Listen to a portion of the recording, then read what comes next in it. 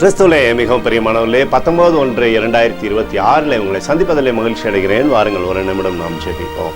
அன்பு தகப்பனே, இன்றைக்கு என்னுடைய பாதுகாப்புக்காய் ஜெபிக்கும்படி என் தேவனுடைய சமூகத்தில் வருகிறேன். என் தேவனுடைய நிறைவானது இவருடைய வாழ்க்கையில் இருப்பதாக முடிய அற்புதத்தினால் இவருடைய வாழ்க்கையை நீ நிரப்பும்படியாய் ஜெபிக்கிறேன். இயேசு கிறிஸ்து சிந்தின பரிசுத்த ரத்தத்தை இவர் மீதும் ஒரு குடும்பத்தின் மீதும் செய்கிற சகல காரியத்தின் மீது பூசுகிறேன். ஆகவே இந்த நாள் முழுவதும் மகிமையின் ஆசீர்வாதம் இவரோடு இருப்பதாக முடிய கரம் இவரை விட்டு விலகாமல் இருக்கட்டும். அற்புதத்தினால் இவருடைய வாழ்க்கையை நடத்தும்படியாய் ஜெபிக்கிறேன். சங்கீதம் 119:33 படி, கர்த்தாவே உம்முடைய பிரமாணங்களை வழிகளை எனக்கு போதியும் என்று சொல்லி எழுதப்பட்டக்கூடிய வார்த்தையின்படி ஆண்டவரே உம்முடைய வழிகளை இவருக்கு போதித்து அந்த வழியிலே நடந்து சகலவிதமான ஆசீர்வாதமும் பெற்றுக்கொள்ளும்படி செய்யுங்க. பாதுகாத்து இவருடைய பேரை பெருமைப்படுத்துங்கப்பா. இயேசுவின் நாமத்திலே ஒப்புக்கொண்டு ஜெபிக்கிறேன் நல்ல பிதாவே, ஆமென்.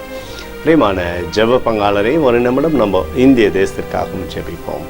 அன்பு தகப்பனே, 19/1/2026 இந்திய தேசத்திற்காய் ஜெபிக்கும்படியாய் உம்முடைய சமூகத்தில் வருகிறேன். தேசத்தில் நன்மையை நீர் தருவீராகும்படி கிருபை கோலும் கைத்தடியும் தேசத்தை தேற்றிடம் உடைய அன்பின் பிரகாசிக்கூடிய கிருபையானது தேசத்தில் இருக்கட்டும். அப்பா, உம்முடைய சமாதானத்தின் ஆவியானவர் தேசத்தை ஆளுகை செய்யும்படியாக நீர் செய்தருளும்படி ஜெபிக்கிறேன். எங்களுக்காக அடித்து நொறுக்கப்பட்டுக்கூடிய இயேசு கிறிஸ்துவும் அவர் சிந்தனை வெளியேறப்பட்ட ரத்தத்தை வைத்து ஒப்புக் கொடுக்கிறேன். அத்தோடு இந்திய தேசத்தில் எழுப்புதலை தரும்படியாக ஜெபிக்கிறேன். எழுப்புதலை தருவீராக, எழுப்புதலை தருவீராக, எழுப்புதலை தருவீராக.